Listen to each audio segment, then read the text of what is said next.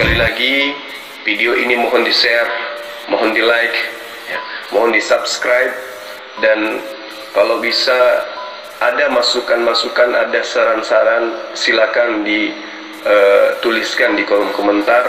Insya Allah semua yang kita lakukan akan bernilai ibadah di sisi Allah. Sebagai petunjuk, orang mau beribadah petunjuknya ada, orang mau bertuhan petunjuknya ada, orang mau berbisnis petunjuknya ada, orang mau menjadi pemimpin petunjuknya ada, orang mau jadi guru petunjuknya ada, mau jadi dokter petunjuknya ada, mau menjadi apapun petunjuknya ada, bahkan mau menjadi pemakan babi juga petunjuknya ada, lengkap di Al-Quran ini. Nah, ketika kita berbicara mengenai konsep roda, Yesus mengajarkan hidup kekal itu mengenal Engkau satu-satunya, berarti bukan 7.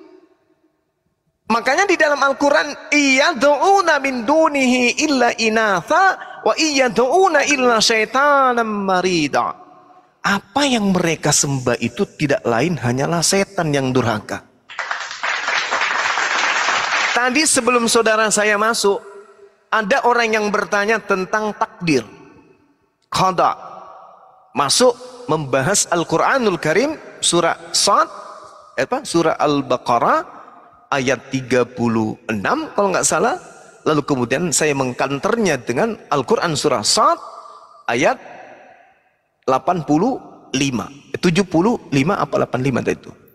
82. 83. Oh iya, Masya Allah. Nah, itu dia saya katakan bahwasanya ketika saya ditanya siapa yang berdosa sebenarnya di sana, saya katakan iblis. Dari semenjak dia diperintah aja untuk menghormat kepada Adam, sudah jatuh dia ke dalam dosa.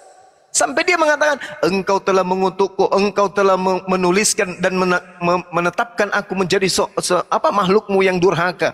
Engkau mengutukku. Sehingga Allah mengatakan, inna alaika la'nati ila yaumiddin. Dan sungguh kutukanku terhadapmu iblis, atasmu sampai hari pembalasan. Ini Tuhan yang mengatakan, itu Allah. Kenapa demikian? Karena dia sendiri yang mau. Qala ana khairum minhu khalaqtani min nar wa khalaqtahu, menuju kepada Adam, min tin. Adam itu dari tanah, aku dari api. Nah, sehingga iblis mengatakan, ya sudah kalau begitu, biarkan aku kemudian, yang penting aku tidak akan pernah sujud kepadanya. Iblisnya sombong, iblisnya angkuh, maka dia mengatakan dirinya, Fabi izzatika la u'wiyannahum ajma'in. Demi kemuliaanmu wahai Tuhanku. Nah, iblis saja masih mengakui Allah itu Tuhannya. Tapi karena dia sombong, iblis ini tidak mau sujud kepada Adam. Dia hanya sombong aja. Makanya Al-Quran menarasikan, ulaika hum khairul bariyah. Orang-orang kafir nih, penyembah manusia nih, lebih buruk dari iblis. Coba bayangkan itu. Kenapa dikatakan lebih buruk dari iblis? Iblis masih memuliakan Allah. Fabi izzatika, demi kemuliaanmu wahai Tuhanku. Iblis mengaku itu. Hanya karena iblis tidak mau menghormat kepada Adam, karena sombong, karena dengki, karena iri hati, maka dia kemudian ingkar terhadap perintah itu. Tapi dia tetap memuji Tuhan. Fabi izzatika, demi kemuliaanmu wahai Tuhanku. Itu dikatakan, la ughwiyannahum ajma'in. Aku akan menyesatkan Adam dan keturunannya semuanya, kata iblis. Illa ibadaka minhumul mukhlasin, kecuali hamba-hambamu yang terpilih di antara mereka, yang ikhlas kemudian beribadah kepadamu. Ini kata iblis. Nah, sehingga ketika saya ditanya, siapa yang menyebabkan dosa? Ya iblis. Jadi kalau iblis kemudian yang menyebabkan dosa, lalu kemudian ada yang mati di atas tiang salib, tujuannya untuk menebus dosa, maka dosa yang ditebus oleh oknum yang mati di atas tiang salib bukanlah dosa manusia, tetapi dosa iblis. Dengan kata lain, kematian di atas tiang salib bukan menghapuskan dosa manusia, tetapi kematian di atas salib adalah membebaskan dosa-dosa setan kepada Tuhan. Dengan kata lain, iblis terbebas dari dosa karena dosanya sudah ditebus di atas tiang salib. Permasalahannya sekarang adalah siapa yang menolong setan di atas tiang salib? Orang baik atau orang jujur? Atau pengkhianat atau orang fasik yang menolong setan di atas tiang salib?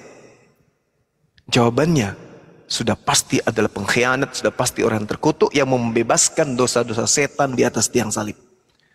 Ketika kemudian itu terjadi, lantas ada sekelompok orang yang muncul belakangan karena doktrin dan dogma mengimani penyaliban ini sebagai sumber keselamatan, maka itu sama dengan dia berterima kasih kepada iblis yang telah membebaskan iblis untuk lepas dari jerat dosa yang ada di Gan Eden. Ini apa namanya? Makanya saya mengatakan bahwasanya saya susah untuk membedakan antara setan dan orang-orang kafir. Karena Al-Quran juga mengatakan ulaika hum syarrul bariyah. Orang-orang kafir itu lebih rendah, lebih hina dari seluruh makhluk. Iblis makhluk, ternyata orang-orang kafir lebih hina dari iblis. Makanya dia kekal di neraka. Na'udzubillah tsumma na'udzubillah. Dan Yesus pun mengatakan dalam Matius 7 nomor 15 sampai 23, orang-orang yang menyembah dirinya akan dilemparkan ke dalam api neraka. Na'udzubillah tsumma na'udzubillah. Saya kira begitu, Bung, saudara saya. Kalau ada mau ditanggapi atau ada pertanyaan yang menurut saudara mau dipertanyakan, silakan. Iya, Bang. Ini apa namanya, kok dari mana iblis ditebus sama di kayu salib ya? Sedangkan iblis aja kan menggoda manusia untuk berbuat dosa seperti itu. Kenapa jadi iblis yang bagus, ditebus dosanya di kayu salib? Ya, baik. Makanya saudaraku, orang-orang Yahudi itu ketika mereka berdosa, mereka sendiri yang harus berkorban hewan mereka sendiri. Saya ulang lagi. Orang Yahudi, imamat 4, imamat 1 dan seterusnya, ketika mereka melakukan dosa, maka pelaku dosa ini sendiri yang harus berkorban. Ketika Yesus punya dosa, maka Yesus sendiri harus mengambil domba untuk dikorbankan untuk dirinya. Ketika kemudian oknum Paulus berdosa, maka Paulus sendiri harus mengambil domba untuk berkorban untuk dirinya. Ketika kemudian Maria yang berdosa, maka kemudian Maria sendiri yang harus membeli kambing kalau tak ada kambingnya untuk dia sembeli untuk menghapus dosa dirinya. Sedangkan yang dipahami oleh konsep Kristen adalah oknum dipakai untuk menghapuskan dosa oknum lain. Ini konsep dari mana? Itu awalnya. Nah, sekarang kita masuk isinya.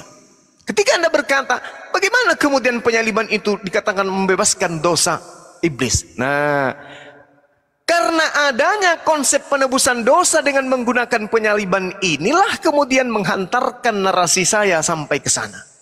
Kenapa? Karena menurut saudara Kristen, penyaliban ini adalah menebus dosa-dosa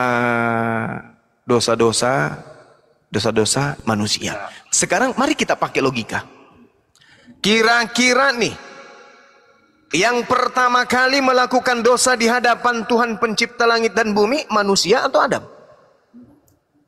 Adam. Serius tuh? Pertama kali kan? Iya. Iya. Oke. Sekarang kan kalau yang makan buah pengetahuan itu. Baik, saudaraku, baik. Oke, baik. Sekarang ketika Anda punya anak 2, Anda nasihatkan kemudian kepada anak Anda yang perempuan ini, wahai anakku perempuan, kamu jangan makan cabai. Karena kalau kamu makan cabai, kakakmu bom-bom yang bisulan. Kan gitu. Tiba-tiba nih ada oknum ketiga datang. Ada si cepek datang ngajarin anak perempuan tadi, udah, kau makan aja cabenya. Kakakmu itu tidak akan bisulan kemudian. Akhirnya dia terpedaya sama si cepek. Si gadis tadi makanlah cabai ini. Apa yang terjadi kemudian? Si bom-bom bukan cuma pantatnya yang bisulan, giginya pun kena bisul. Biji matanya kena bisul. Anusnya tumbuh bisul.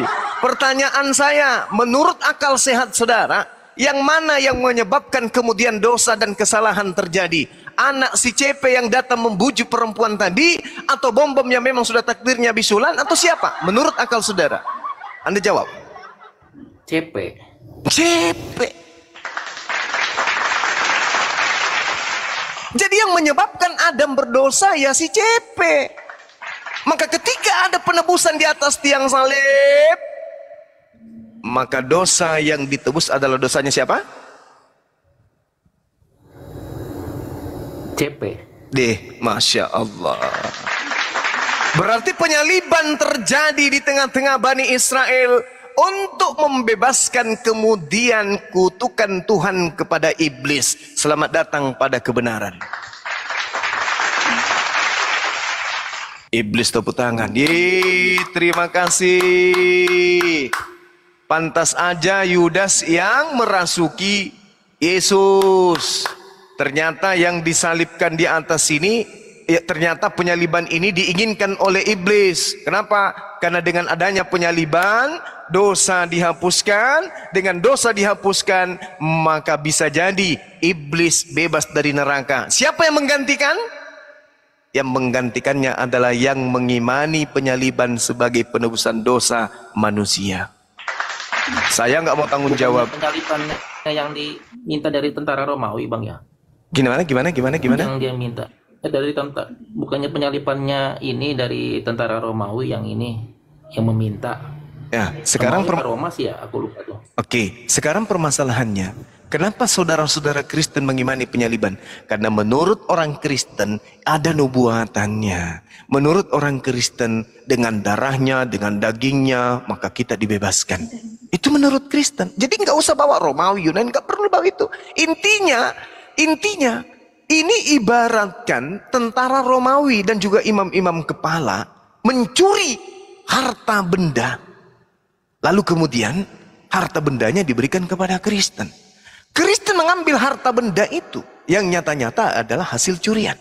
Dengan mengatakan sambil mengacungkan tangan ke depan. Hei, kalian itu pelaku dosa. Maksudnya, kalian telah membunuh Yesus di atas tiang salib. Kalian tidak tahu etika, kalian tidak tahu moral, kalian tidak tahu adat. Kalian itu pendosa semuanya. Orang-orang Yahudi, imam-imam kepala, mahkamah agama, iblis. Kalian bersekongkol membunuh Tuhan kami, Yesus. Kalian itu kurang ajar semuanya. Andaikan saya ada pada saat itu, akan kubantu kalian. Orang Kristen gitu, pura-pura marah dia. Naik ke atas meja, buka sepatu, buka celana. Hei kamu semua, orang Farisi, orang ahli kitab, mahkamah agama. Siapa kalian? Kalian telah membunuh Tuhan kami. Oh gitu ya Kristen? Iya. Sekarang gue tanya loh orang Kristen. Nah orang Yahudi tanya. Kalau kami tidak membunuh Tuhan lo, yang membebasin dosa-dosa lo siapa? Iya juga ya. Jadi lo mau ucapkan terima kasih atau lo mau marah-marah? Hei Kristen, kau mau berterima kasih kepada kami atau lo mau marah-marah mengutuki kami? Dengan sangat terpaksa Cahayu. Makasih ya udah membunuh Tuhan kami. Makanya Al-Quran mengatakan innalladzina kafaru min ahlil kitabi wal musyrikina fi nari jahannam khalidina fiha ulaika hum syarrul bariyah. Mereka adalah seburuk-buruknya makhluk. Munafiknya dapat, fasiknya dapat, kafirnya dapat, semua zalimnya dapat, semua Kristen itu dapat. Dia mau marah, kenapa kau membunuh Tuhan kami? Banyak cerita mulut lebar sampai kuping. Kalau kami tidak membunuh, lu mau nyembah siapa? Iya juga ya. Maaf ya iblis, tadi itu saya nggak sadar ternyata kalian adalah pahlawan-pahlawan kami. Ganteng deh. Iblis, kau suka makan apa iblis? Oh aku suka makan apa? Itu pertanyaanmu. Iya, aku nggak suka makan. Lalu aku hanya suka melihat manusia menyembah kepadanya manusia. Oh yes, ya, aku hanya suka manusia makan makanan yang diharamkan di Taurat. Oh ya, iya, aku hanya suka kemudian orang ibadah di hari penyembahan dewa matahari, agama-agama kuno itu dulu. Oh ya, yes, aku hanya suka melihat orang menari-nari, bernyanyi-nyanyi dalam rumah ibadah, lalu kemudian mereka berpesta di tanggal 25 Desember. Oh gitu ya, ya. Jadi kalian cukup mengucapkan terima kasih kepada saya dengan gerakan-gerakan ibadah kalian yang tidak pernah diperintahkan oleh Tuhan. Kalian nggak perlu balas jasa. Kalian membebaskan aku dari dosa dengan menjadikan oknum di atas tiang salib itu sebagai tumbal. Itu fakta, Bung. Itu fakta. Dan saya bisa saling menakar pemahaman ini terhadap siapapun di Kristen yang memiliki logika sehat. Bisa. Saya dengan IQ saya yang sederhana, dengan keterbatasan ilmu saya boleh duduk di meja akademisi berhadapan dengan pendeta yang tersohor sekalipun.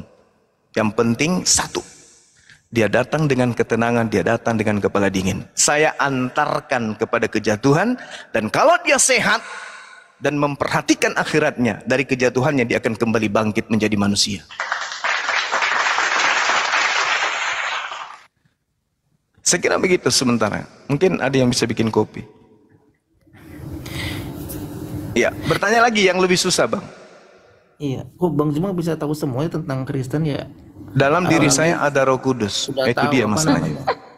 Roh Kudus. Ya, itulah bedanya. Roh Kudus Antara beda, saya. Bang. Roh Kudus itu ucapannya itu bahasanya tidak diketahui sama siapapun. Salah, saudara, salah. Kata Yesus dalam Yohanes 16, apabila roh kebenaran itu datang, dia akan membimbing kamu ke dalam setiap kebenaran. Dan apa yang diucapkan itu bukan dari dirinya sendiri, melainkan apa yang diperintahkan untuk ia katakan dan ia sampaikan. Itu Roh Kudus. Jadi implementasi tugas Roh Kudus ini bukan bolak-balik. 1, 2, 3, 4 miliar orang Kristen. Orang Kristen yang hidup di Indonesia maunya memilih menjadi guru. Yang satu di sampingnya maunya menjadi pegawai swasta. Yang satu maunya jadi dokter. Yang satu maunya menjadi dosen. Yang satu mau jadi polisi. Waduh, Roh Kudusnya bingung nih. Karena Roh Kudus membimbing manusia sesuai dengan apa yang didengarkan. Maka begitu manusia pertama, aku mau jadi apa ya? Roh Kudus bantu aku. Roh Kudus naik ke atas. Tuhan, hamba-Mu si fulan, dia bingung. Dia mau milih antara tentara atau menjadi tentara atau menjadi penari latar. Turun. Aku jadikan dia sebagai tentara. Turun. Si fulan, Tuhan memilih engkau akan menjadi tentara. Oh, Roh Kudusnya datang. Puji Tuhan, Roh Kudusku telah memberikan gambaran datang dalam hatiku. Dia membisikkan aku akan menjadi tentara nanti. Nah, ini satu orang. Bagaimana dengan Kristen yang 5 miliar yang juga punya pilihan-pilihan? Roh Kudusnya bolak-balik. Bisa jadi suster ngesot dia. Jadi konsep itu keliru. Kalau berdasarkan dengan sabda Yesus, sangat keliru. Karena Yesus mengatakan, roh kebenaran, Roh Kudus ketika ia datang, dia tidak akan berkata-kata dari dirinya. Apa yang dia katakan adalah apa yang didengarkan dari dia yang telah mengutusnya. Jadi maksud Bang Suma gimana nih? Yang disebut Roh Kudus itu datang kepada satu oknum saja. Bukan datang ke setiap manusia, tidak. Itu pengilhaman. Itu namanya pengilhaman. Nah sekarang kalau Roh Kudus itu datang kepada satu manusia sebagai roh kebenaran, sebagai nabi penutup, Roh Kudus ini yang membimbing kepada satu manusia ini. Satu manusia inilah yang kemudian akan membimbing kemudian kepada seluruh manusia. Makanya di Islam itu ketika berbicara mengenai warisan, sudah diceritakan oleh Roh Kudus dalam sebuah kitab Al-Quran. Ketika berbicara mengenai harta warisan, ketika dia berbicara mengenai pernikahan, maka kemudian Roh Kudusnya sudah menitipkan pesan ilahi dalam sebuah buku Al-Quran. Ketika Roh Kudusnya kemudian berbicara, ketika manusia kemudian membutuhkan seperti apa kehidupan perekonomian yang baik, maka Roh Kudusnya sudah lebih dulu membimbingnya melalui Al-Quran. Ketika manusia ingin membutuhkan tentang pemerintahan, tentang pendidikan, tentang ekonomi, maka kemudian Roh Kudusnya sudah menyampaikannya di dalam sebuah kitab Al-Quranul Karim. Sehingga umat Islam semua apapun masalahnya, sekomplit apapun masalah umat Islam, kembali kepada ila Al-Quranul Karim. Kembali kepada kitabullah, kembali kepada Al-Quran. Tak ada kebingungan, bukan? Setiap umat Islam memiliki masalah, kembali kepada Quran. Apa masalahmu, nak? Aku gelisah, ayah. Kenapa? Besok mau ujian nasional. Anakku, ya ayah. Habis ini kamu sholat isya ya? Ya. Kamu buka Al-Quranul Karim, kamu baca Al-Quran, surah Al-Ikhlas, baca 3 kali dan seterusnya. Habis itu kau baca surah ini, insya Allah kamu akan tenang. Kembali petunjuk Roh Kudusnya kembali kepada kalam Allah. Ketika umat Islam beradu argumentasi, ini gimana ceritanya? Ada masalah yang harus kita selesaikan. Maka kembali kepada Al-Quran. Jadi Roh Kudusnya cuma bekerja 22 tahun kurang lebih. Membimbing manusia kepada hukum-hukum, mengatur manusia kepada keadilan, mengatur manusia kepada peinsapan dunia akan dosa. Sesuai dengan pesan Yesus dalam Yohanes 16 nomor 7 sampai nomor 15. Selesai kita di situ. Nah sekarang kalau di Kristen nih beda. Membimbing kamu, padahal itu pesan Yesus kepada Bani Israel, bukan kepada Kristen. Tapi orang Kristen ini datang-datang dia, oh Roh Kudusku. Ya, kenapa? Aku merasakan perutku sakit. Kenapa? Perutmu sakit. Aku belum makan. Terus, oh Roh Kudusku. Ya, hari ini perasaanku nggak enak. Kenapa? Keringat dingin. Nah, Roh Kudus yang bilang, ada apa sih dari tadi mengitu terus kamu? Apa masalahmu? Aku juga bingung, Roh Kudus. Ya kan, ini intinya Roh Kudus ini. Intinya Tuhan kan cuma satu Tuhan katanya, tapi tiga beri. Tapi aku bingung Roh Kudus, betul. Aku merasakan kesakitan yang begitu dahsyat. Emang kenapa? Aku juga bingung. Dari sejak tadi ini aku merasa sakit sekali. Oh, pantesan aja kamu sakit. Karena kakimu ketindis meja. Oh iya Roh Kudus, sorry bercanda. Kenapa bisa seperti itu? Karena panduannya nggak jelas. Tak ada acuan yang baku. Padahal sebenarnya Tuhan mengatakan, aku akan menaruh firmanku aku akan menaruh setiap firmanku ke dalam mulut Nabi tersebut. Berarti Roh Kudus datang menghantarkan firman Allah kepada mulut Nabi tersebut. Mulut ini nanti yang akan mensyariatkan kemudian aturan-aturan Tuhan itu. Maka terjadilah Al-Quran. Maka dikatakan Al-Quran itu adalah wahyu dari Allah melalui Roh Kudus. Al-Quran surah An-Nahl ayat 102 kalau nggak salah. Ada yang bisa? An-Nahl 102. Benarkah aku di situ? Mudah-mudahan nggak salah. Betul sekali. Allah Subhanahu wa taala menjelaskan dalam Al-Qur'anul Karim, "Qul nazzalahu Ruhul Qudus mir rabbika bil haqq." Jadi Roh Kudus kemudian menghantarkan Al-Quran kepada baginda Rasulullah Muhammad SAW, di mana Al-Quran ini akan membimbing seluruh manusia melalui hati-hati mereka yang membaca Quran. Jadi setiap umat Islam punya masalah, si A punya masalah, si B punya masalah, si C punya masalah, si A punya masalah, dan seterusnya punya masalah. Masing-masing punya Quran, masing-masing kembali kepada Al-Quran, masing-masing kembali ke Roh Kudus. Roh Kudusnya tidak sibuk bolak-balik. Yang satu begini bolak lagi, yang satunya belum selesai, yang satunya lagi belum sana, yang sana juga belum selesai. Tidak bisa begitu Bang Suma. Kenapa? Karena Tuhan itu maha bisa. Tunggu dulu. Yesus mengatakan apa tentang Roh Kudus? Itu bukan Tuhan. Maksudnya? Coba kita lihat. Di dalam Yohanes 16, di situ dia mengatakan begini. Bahwa, tetapi apabila ia datangnya itu Roh kebenaran, ia akan memimpin kamu ke dalam seluruh kebenaran. Dia akan memimpin kamu ke dalam seluruh kebenaran. Sebab, Roh Kudus ini, Roh kebenaran ini, tidak akan berkata-kata dari dirinya sendiri. Oh ya? Yes. Lalu, tetapi segala sesuatu yang didengarnya itulah yang akan dikatakannya kepadamu. Wow. Kalau dia tidak berkata kepada seorang oknum Nabi Rasul, lalu Nabi ini tidak kemudian menuliskan di sebuah kitab, celaka. Ini si Roh Kudus ini bisa stres. Bayangkan dia harus melayani miliaran manusia. Sedangkan dia mau mengajar, tak boleh. Kenapa dia tak boleh mengajar? Karena dia tidak boleh mengatakan sesuatu yang tidak didengar. Harus didengar dulu. Harus didengar dulu dari Tuhan. Tuhan yang mengajarkan ke dia, baru dia sampaikan. Jadi, apa istilah itu? Delay ya? Delay. Apa delay itu? Delay itu apa ya? Misalnya kita minta telat ya. Benar ya teman-teman? Benar ya? Jadi misalnya ada yang minta petunjuk kemudian, ya Rob, ya saya ada masalah Rob. Kenapa? Saya mau kemudian menikah. Terus aku bingung Tuhan. Kenapa bingung? Antara 5 perempuan yang saya pilih, ya, saya mau salah satunya. Bagaimana solusinya? Oh, tunggu Roh Kudus dulu. Oh, tunggu Roh Kudus. Kalau Roh Kudusnya sibuk di barat, di Amerika, Roh Kudusnya sibuk di Timur Tengah, gimana? Sementara bagaimana itu ceritanya? Sementara dia tidak akan pernah menyampaikan sesuatu tanpa dia mendengar dulu dari Tuhan. Maka apa yang terjadi? Delay ya. Benar nggak? loading gitu ya. Delay. Ah, gitu maksudnya. Maksud saya mau perhatikan orang ini tidur sendiri atau tidur semua atau saya sendiri di sini. Gitu maksudku. Tapi kalau di Islam begitu ada kasus seperti itu, kembali kepada Al-Quran. Salat istikharah. Untuk menentukan sikap, memilih antara A dan B sudah ditentukan kemudian di dalam Al-Quran. Tata caranya, Roh Kudusnya sudah membimbing, sudah mengajarkan. Bukan baru mau dicari-cari. Ah, seperti itu. Sekarang begitu, Bung. Jadi kembali kepada tema kita, 30 detik terakhir.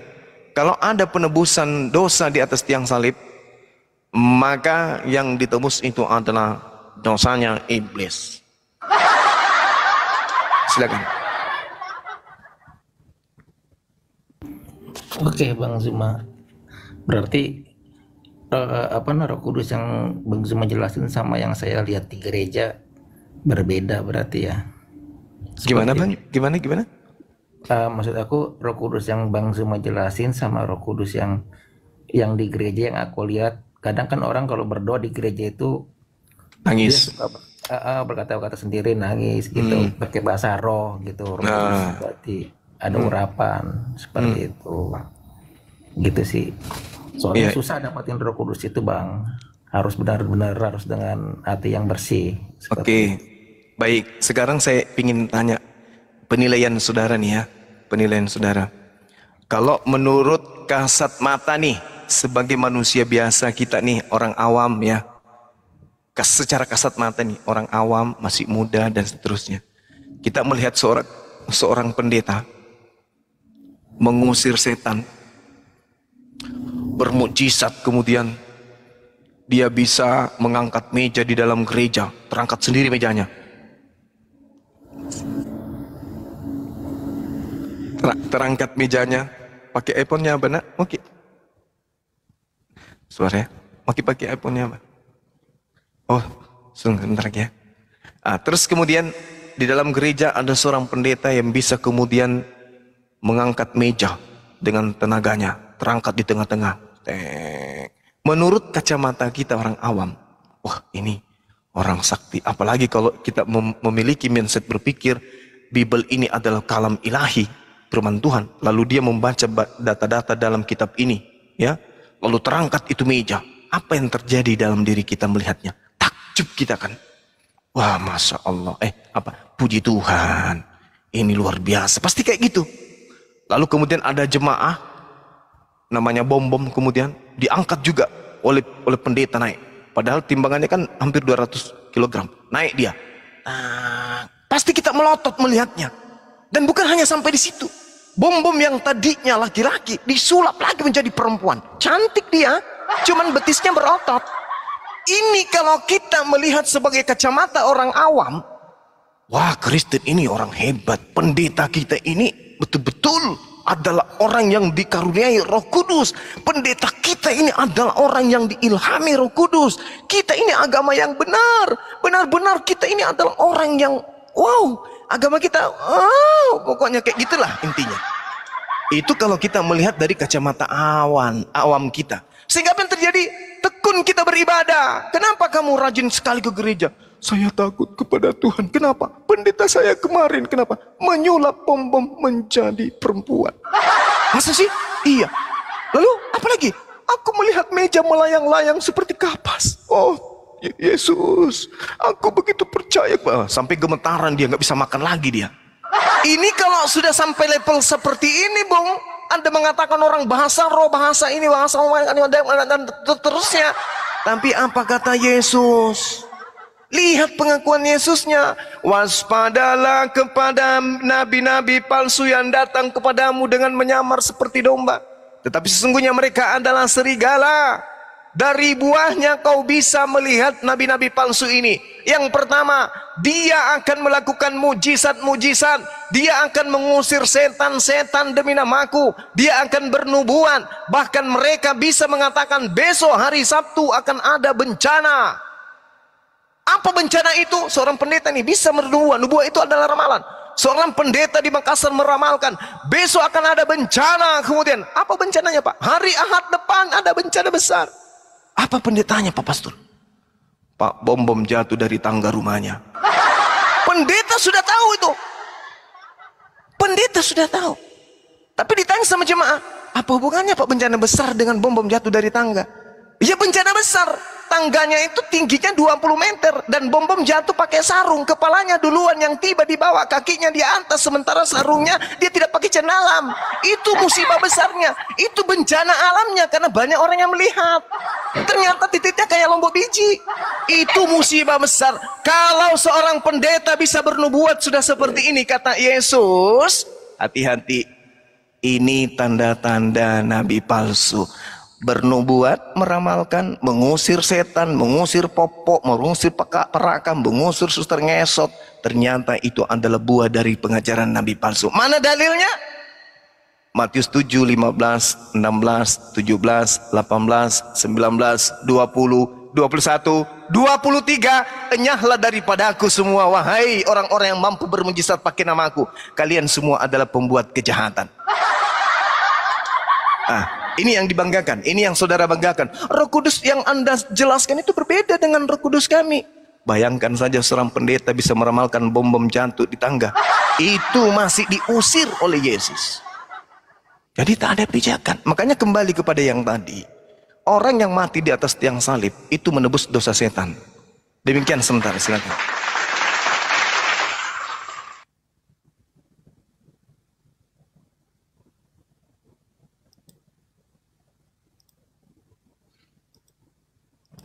Bom yang jatuh kenapa ente yang pingsan? Kabur. Hah? Kabur dia, ya Allah. Loh, yang jatuh tadi kan bom. Sarungnya juga robek juga bagian belakang.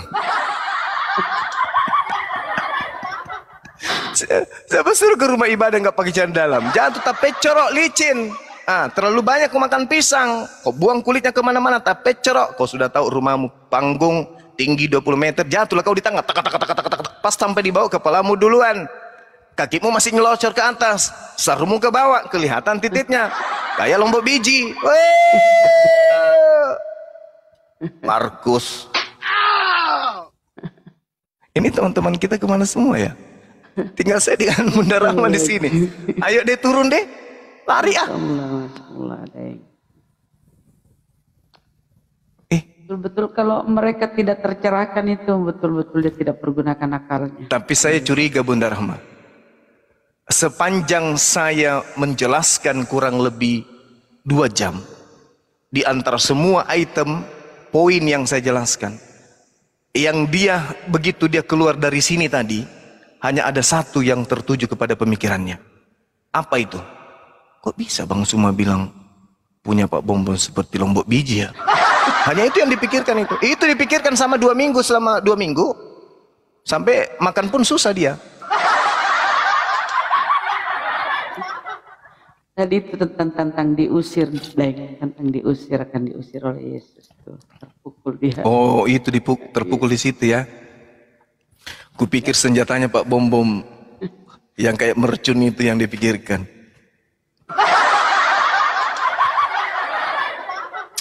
Allahu Akbar. Masih ada? Silakan ke atas. Bertanya apapun yang sesuai dengan keinginan Anda mau bertanya. Mau tentang Islam silakan. Tentang Kristen juga boleh, silakan. Dua-duanya boleh.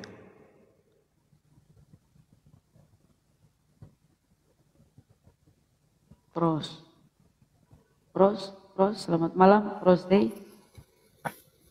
Waalaikumsalam. Oh, assalamualaikum warahmatullahi wabarakatuh. Muslim ya Bang? Waalaikumsalam warahmatullahi wabarakatuh. Iya, Muslim. Silakan. Nyimak aja dulu Bang. Nyimak aja dulu Bang. Nyimak? Iya, nyimak. Oke. Baik. Salam kenal Bang. Iya Bang. Sip.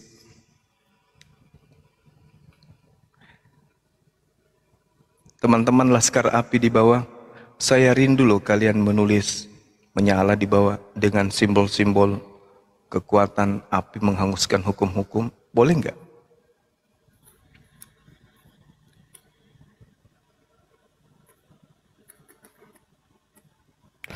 Nggak ada Oten.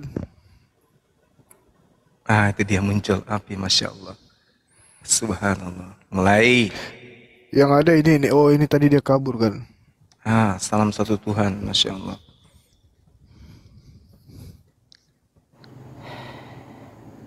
Ada muncul lagi rentenirnya.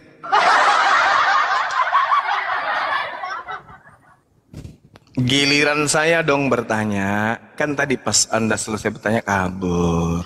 Boleh kan?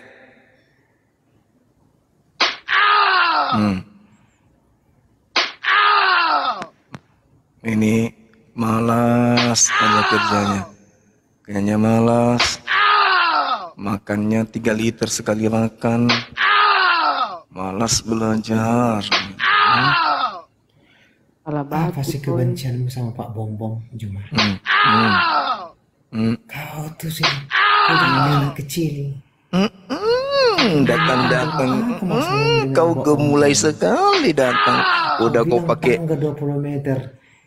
Tunggu. Bang Handi kenapa Bang Handi? 20 meter. Dasar cuka dama. Jangan anak kecil kamu. Bunda Rahma 5 menit. Umat bingung. Bang, seperti jangan anak frame. kecil aja kamu. Udah. Naik di sini ya diskusi, bertanya, ditanya. Iya, jangan seperti Siapa itu. bawa si bom tuh lagi tidur ngorok menghadap ke atas. Iya, dia tidur ngorok, kamu bicarakan Bombom. Ya Saya kenapa meluruskan pula? kamu. Emang Juma. kau apanya adiknya bom? Ya saya saudaramu. Saya menasihati kamu saudara-saudaraku. ini. Saudara. Ya, Seote. kita sama-sama Islam. Saya bendahara api. Saudara api kampret kau. Lihat tulisannya apa? Coba kau lihat dulu. Bendahara Penipu api. itu. Oten itu penipu, suka dipenipu. Oh metu salah yang terkutuk tuh.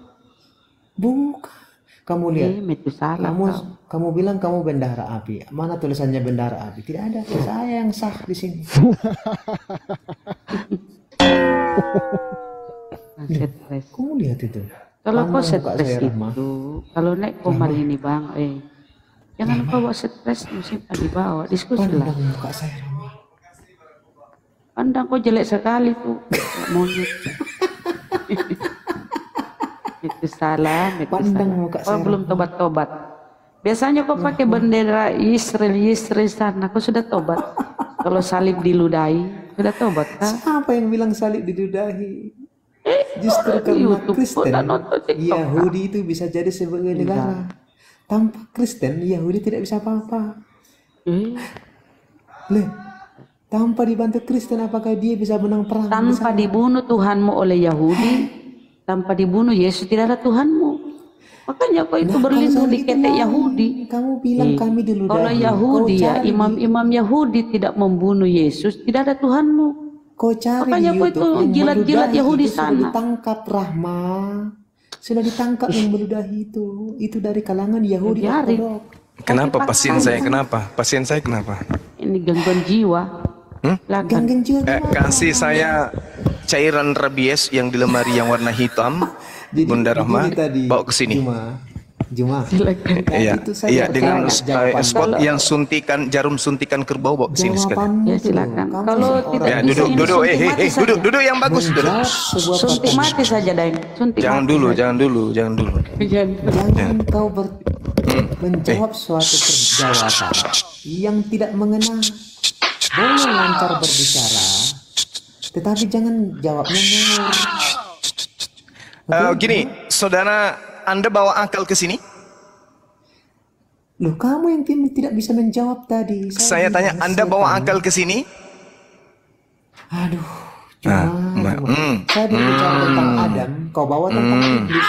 Kamu kan berarti tidak nyambung kan? Kamu kebanyakan. Saya membahas tanya Alkitab. lagi sekali lagi ya. Sehingga kau Saya tanya lagi, tidak kamu tahu bawa apa akalmu kamu. ke sini atau gimana? Kalau kamu tidak bawa akalmu di sini, kamu nggak cocok di sini. Bawa akal nggak? Juma. Bawa akal nggak nih? Juma. Bawa akal nggak? Saat tadi saya bertanya ke kamu bukan pakai akal. Iya kan pertanyaanmu tadi Tapi itu kau jawab 470 pertanyaan, habis itu kamu kabur kan?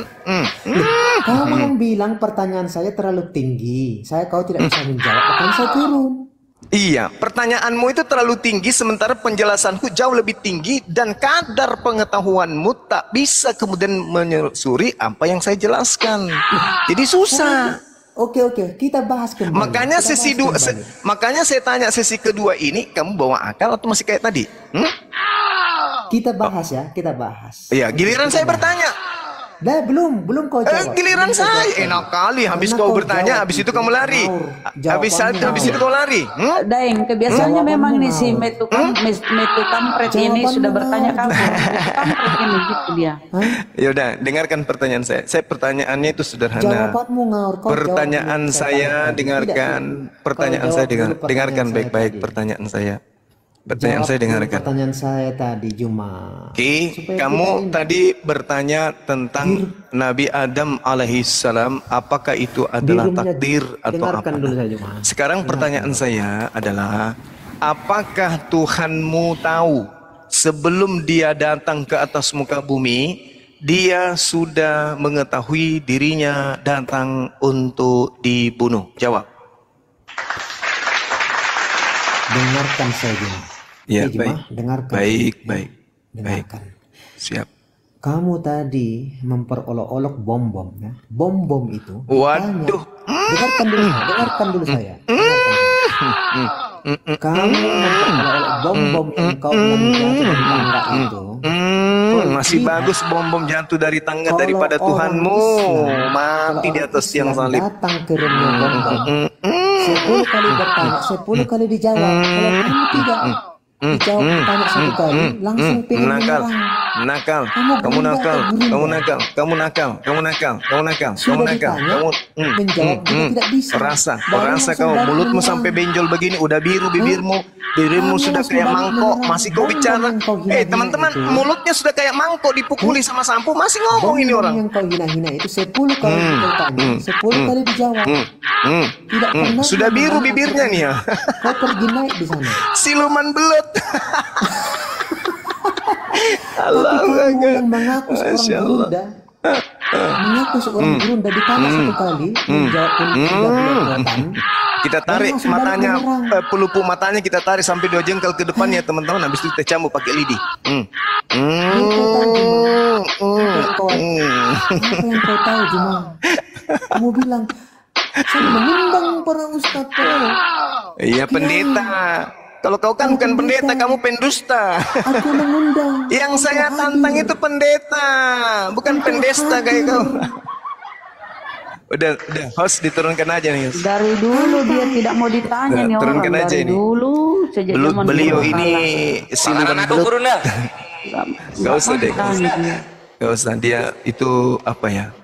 Andai saja ayam itu bisa bicara, lebih baik kita bicara sama ayam 2 bulan berturut-turut daripada kita bicara makhluk yang aneh kayak begini. Ini nih, ini di kutub utara ini disebut dengan sebutan apa? Siluman belut. Ini bagus nih kebenaran. Lumayan kalau diskusi. Iya, mudah-mudahan. Semoga aja. Silakan Bang, kebenaran. Mau diskusi, yang bertanya, mau ditanya, silakan.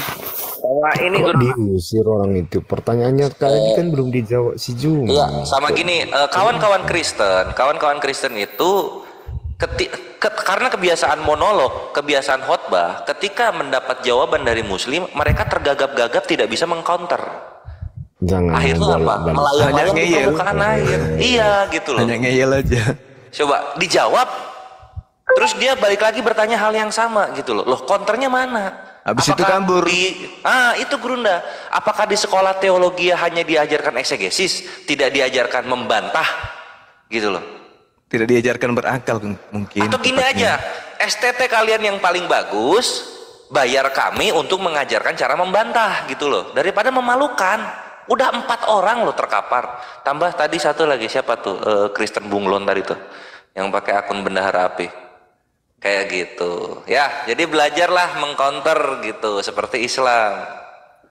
Lanjut, silakan. Iya, saudara Kibinirin kesini bawa akal kagak? Itu dulu. Jangan sampai saya capek ngomong tapi akal nggak dibawakan, percuma. Penjelasan saya akan sama seperti saudara tadi itu. tidak bisa nangkap karena tidak ada alat untuk menangkap sinyal. Ibaratkan HP, tidak ada kotanya tadi teman kau itu. Jadi apapun yang kita sampaikan tidak bisa masuk.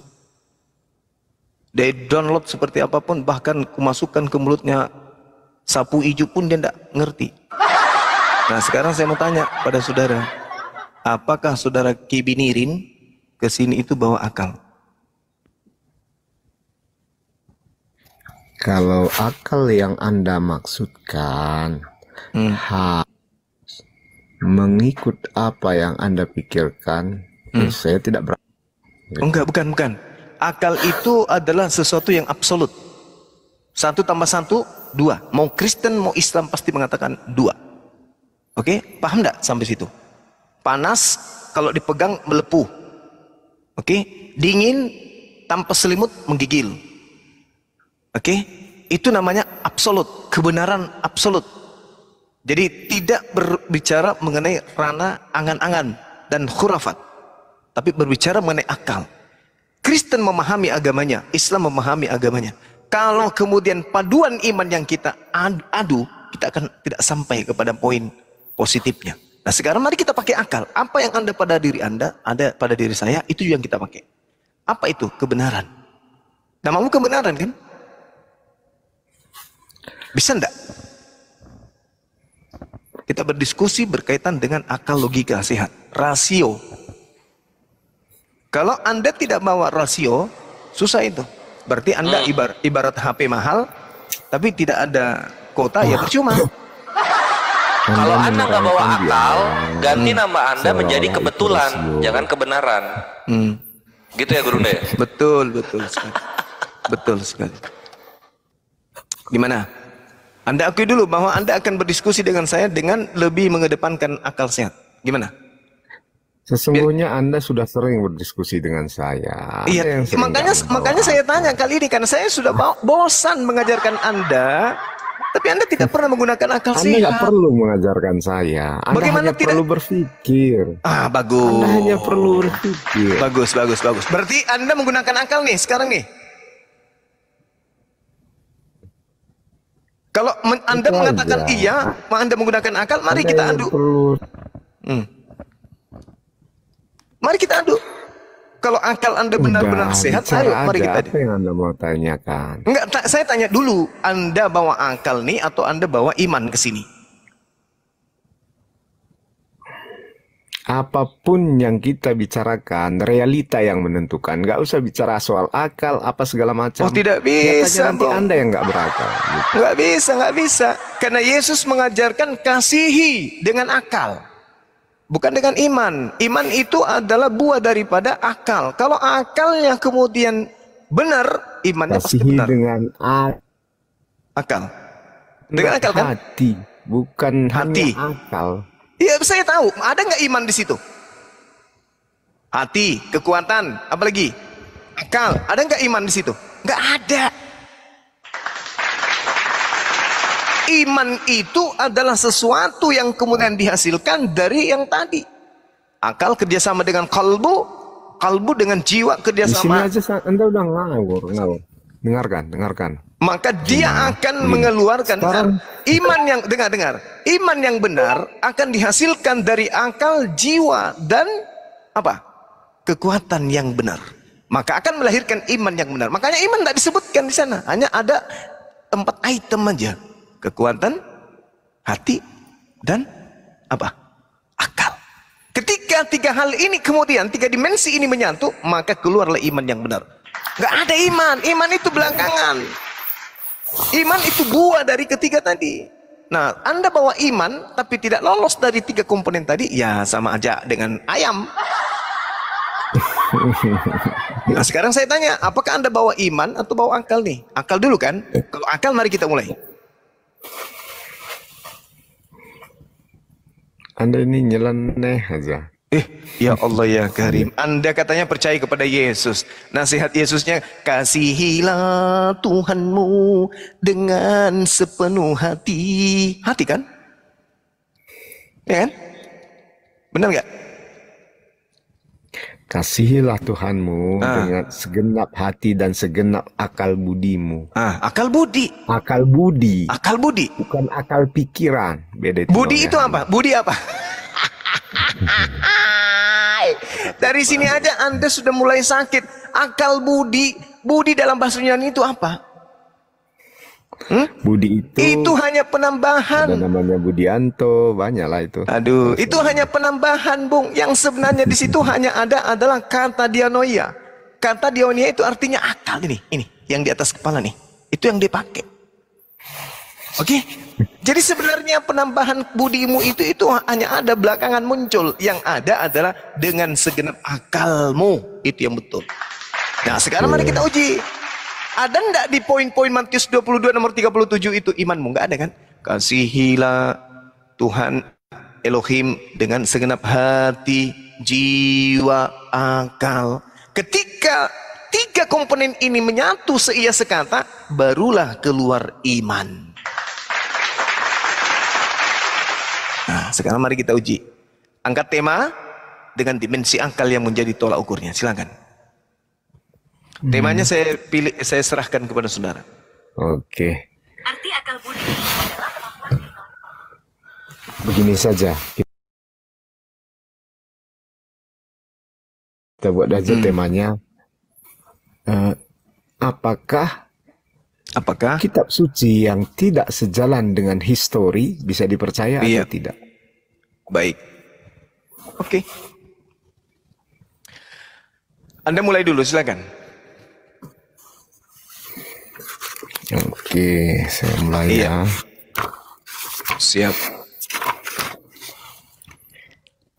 Saya dulu, seorang teman saya pernah bertanya kepada saya, apakah kegunaan arkeologi untuk penelahan Alkitab yang Anda pelajari? Katanya. Saya menjelaskan bahwa banyak bagian Alkitab yang sudah lama membingungkan saya. Artinya banyak sekali kejadian-kejadian yang di dalam Alkitab, apakah itu nyata ataukah hanya sekedar tulisan belaka yang terjadi dalam Alkitab.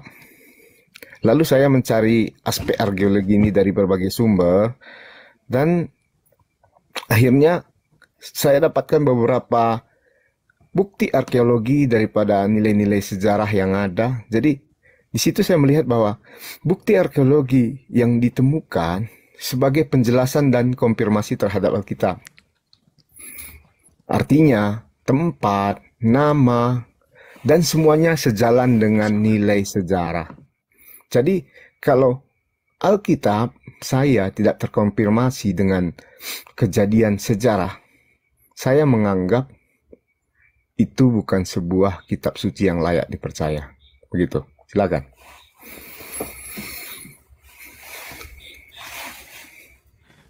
Oke. Jadi saya rasa nggak sampai ke sana materi yang kita bawa ini ya. Nah, terkait dengan kitab suci dan Anda menjadikan sebagai histori sebagai tolak ukur. Jadi ibarat kata sebuah buku, ada dua buku nih. Yang satu berbicara mengenai tata cara memancing ikan. Yang satunya bercerita tentang buku biografi seseorang. Lalu judulnya, manakah buku ini yang bercerita tentang sejarah peradaban manusia? Apa yang muncul kemudian? Kan bahwasanya jelas buku tentang tata cara mancing ikan itu sudah pasti nggak lolos. Jadi cara Anda kemudian mengambil tema itu adalah tata cara orang zolim. Tapi nggak apa-apa. Itu tak masalah bagi saya. Saya hanya memberikan edukasi aja. Al-Quranul Karim ketika diceritakan oleh Allah, apa yang dikatakan oleh Allah kemudian? Wa ma yantiqu 'anil hawa. Tidaklah Al-Quran itu yang keluar dari ucapan Rasulullah itu adalah menurut keinginannya. Itu satu. In huwa illa wahyu yuha. Al-Quran itu tidak lain adalah wahyu yang diwahyukan oleh Allah kepadanya. Allamahu syadidul quwa, yang diajarkan kepadanya melalui Roh Kudus. Itu dulu poinnya. Nah, lalu bagaimana dengan kisah yang diterangkan di dalamnya? Allah Subhanahu wa taala menjelaskan, Bismillahirrahmanirrahim. Walaqad arsalna rusulan min qablika minhum man qasasna 'alaik wa minhum man lam naqsus 'alaik. Wa ma kana lirasulin ay ya'tiya bi ayatin illa bi isnillah. Fa idza jaa amrullah qudiya bil haqqi wa khasira hunalika mubtilun. Dan sungguh kami telah mengutus beberapa rasul sebelum engkau dengan seperangkap cerita tentang kisah-kisah mereka. Di antara mereka ada yang kami ceritakan kepadamu, dan di antara mereka ada pula yang tidak kami ceritakan kepadamu. Tidak ada seorang rasul pun membawa satu mujizat kecuali dengan izin Allah. Maka apabila telah datang perintah Allah untuk semua perkara yang diputuskan dengan adil, dan ketika itulah rugilah orang-orang yang berpegang kepada yang batil. Jadi Al-Quran itu datang bukan menceritakan kisah orang per orang. Kenapa? Karena Al-Quran itu bukan tulisan wartawan. Seorang wartawan ketika menulis pemberitaan harus sempurna cerita-cerita itu. Kalau wartawan ini tidak menyempurnakan cerita-cerita dari pengantar, lalu kemudian inti cerita, lalu kemudian kesimpulan cerita, lalu kemudian daftar pustaka, diawali dengan sampul dan seterusnya, maka wartawan itu gagal. Dan wartawan ini harus diuji, pemberitaannya itu harus diuji. Cerita-cerita yang kau buat di dalam ini kau dapat dari mana? Siapa yang memberitakan kepadamu? Saksi-saksi mana aja yang kau temui? Apa kredibel saksi tersebut? Apakah dia orang jujur atau pendusta? Apakah dia berasal dari orang-orang yang jujur? Bapaknya orang jujur, ibunya orang jujur. Jangan-jangan mereka pelaku maksiat. Buku Anda harus diuji dengan kesaksian. Buku Anda harus diuji dengan histori keadaan. Itu buku Anda. Karena buku Anda adalah tulisan wartawan. Al-Quran tidak bisa. Al-Quran itu adalah wahyu. Yang mana cakupan muatan daripada simpul pewahyuannya berdasarkan atas hukum yang diwahyukan oleh Sang Pencipta. Itu. Jadi jangan Anda samakan antara buku Tatang Sutarma dengan kalam ilahi.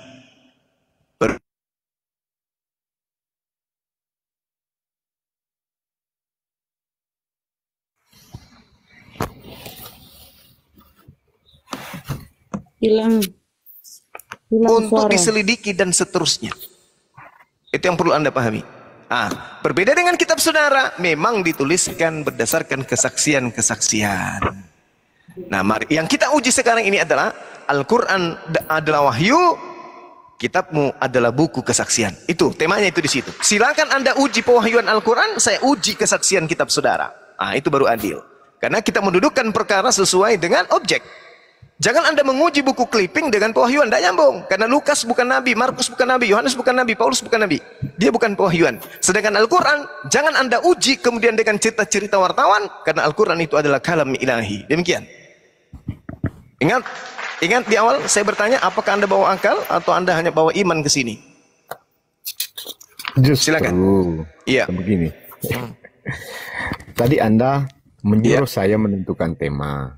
Iya, setelah saya menentukan tema, Anda mengatakan kitab yang saya yakini adalah hasil dari penyelidikan wartawan.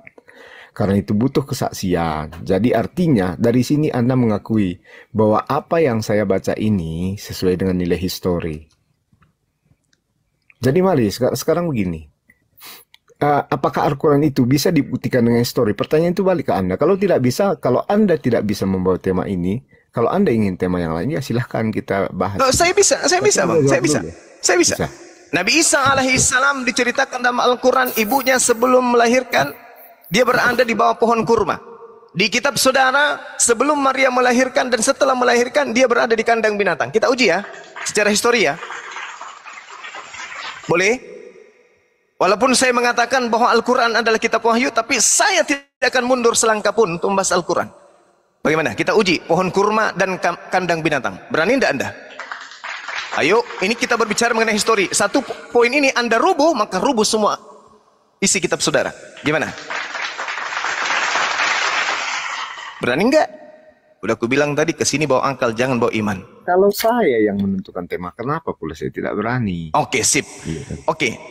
Sekarang Al-Quranul Karim menjelaskan kemudian ketika Bunda Maryam diceritakan dalam Al-Quran sejenak sebelum beliau melahirkan anaknya Nabi Isa alaihissalam. Di situ jelas diceritakan bahwa Bunda Maryam berada di bawah pohon kurma. Bahkan diperintahkan kemudian oleh Allah untuk memetik buahnya. Dan dikatakan di situ ada sungai yang mengalir di dekat pohon kurma tersebut. Allah Subhanahu wa taala menjelaskan, "Fa'aja'ahal makhadu ila khiz'in nakhlah. Qalat ya laitani mittu qabla hadza wa kuntu nasya mansiya." Rasa sakit melanda Bunda Maryam, kemudian ia tersandarkan pada pohon kurma.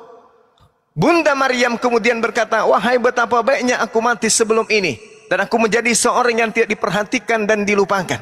Lalu kemudian malaikat Jibril, Roh Kudus datang kepadanya. "Fanadaha min tahtiha alla tahzani qad ja'ala rabbuki tahtaki sariyah."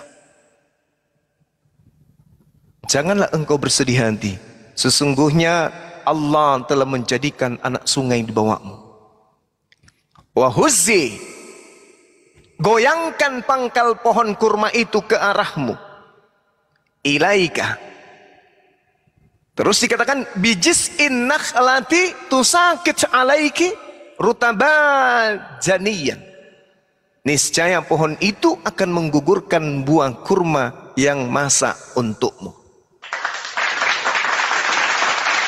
Nah, sekarang menurut histori, ternyata kalau kita melihat data-data di dalam kitab saudara, kitabnya orang Yahudi maksudnya yang ada di agama saudara, saya akan membacakan dalil. Tolong kasih saya waktu ya sebelum Anda nanti berpanjang lebar. Di dalam pemahaman orang-orang Yahudi terkait dengan kurma, itu bergejibun kemudian data yang ada di dalam kitab mereka tentang hal ini. 1. Ulangan 34 nomor 4. Dan berfirmanlah Tuhan kepadanya, "Inilah negeri yang kujanjikan dengan sumpah kepada Abraham, Ishak dan Yakub. Kepada keturunanmu lah akan kuberikan negeri itu. Aku mengizinkan engkau melihatnya dengan matamu sendiri, tetapi engkau tidak akan menyeberang ke sana." Hakim-Hakim 1:16, keturunan Hoba, ipar Musa, orang Keni itu, maju bersama-sama dengan Bani Yehuda dari kota pohon kurma. Bani Yehuda dari kota pohon kurma ke padang gurun Yehuda di tanah Negeb dekat Arad, lalu mereka menetap di antara penduduk yang ada di sana.